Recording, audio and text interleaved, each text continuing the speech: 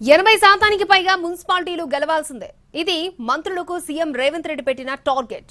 అదే లక్ష్యంతో పనిచేస్తోంది కాంగ్రెస్ పార్టీ. మెజారిటీ సీట్లు సాధించేందుకు అన్ని రకాల వ్యూహాలను అమలు చేస్తోంది. బలమున్న చోట్ల కంటే బలం పెంచుకోవాల్సిన చోటే ఎక్కువగా ఫోకస్ చేస్తోంది.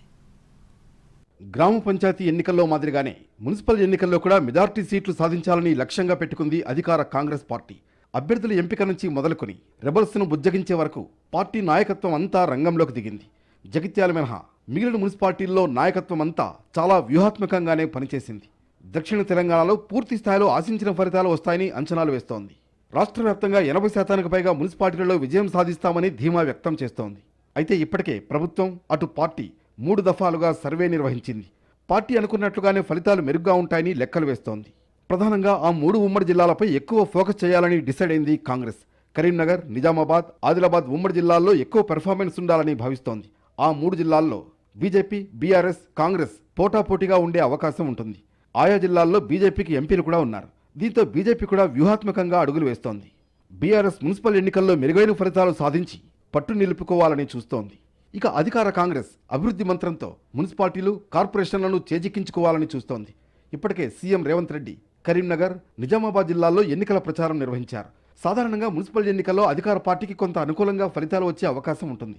అధికారంలో ఉన్న పార్టీని గెలిపిస్తే నిధులు, అభివృద్ధి జరుగుతుందని అంచనాతో ఉంటారు ఓటర్లు. అది కాంగ్రెస్కు కొంత కలిసి వచ్చే అవకాశం ఉంటుంది. అయితే రాజకీయంగా ఈ 3 జిల్లాల్లో పార్లమెంట్ ఎన్నికల్లో ఊహించని ఫలితాలు వచ్చాయి. దీంతో కాంగ్రెస్ అప్రమత్తమైంది.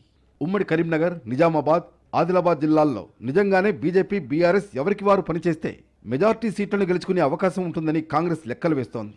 పార్లమెంట్ ఎన్నికల్లో కంటే ప్రస్తుతం ఆ 3 జిల్లాల్లో పార్టీ పరిస్థితి మెరుగుపడింది అని సర్వేలో తేలిందంటున్నాయి కాంగ్రెస్ శ్రేణులు. ప్రధాన పార్టీలు పోటాపోటీగా బరిలో ఉంటే ఫలితాలు తమకు అనుకూలంగా ఉంటాయనేది కాంగ్రెస్ ఈక్వేషన్. పార్లమెంట్ ఎన్నికల్లో మాదిరిగా మున్సిపల్ ఎన్నికల్లో కూడా బీజేపీ, బీఆర్ఎస్ లోపాయికారి ఒప్పందంతో పనిచేస్తున్నాయంటూ సీఎం రేవంత్ రెడ్డి బాహాటంగానే ఆరోపిస్తున్నారు. రాజకీయంగా ఎలాంటి వ్యాఖ్యలు చేసినా పార్టీ నాయకత్వాన్ని మాత్రం ఈ 3 జిల్లాల్లో పరుగులు పెట్టించే పనిలో ఉన్నారు ముఖ్యమంత్రి.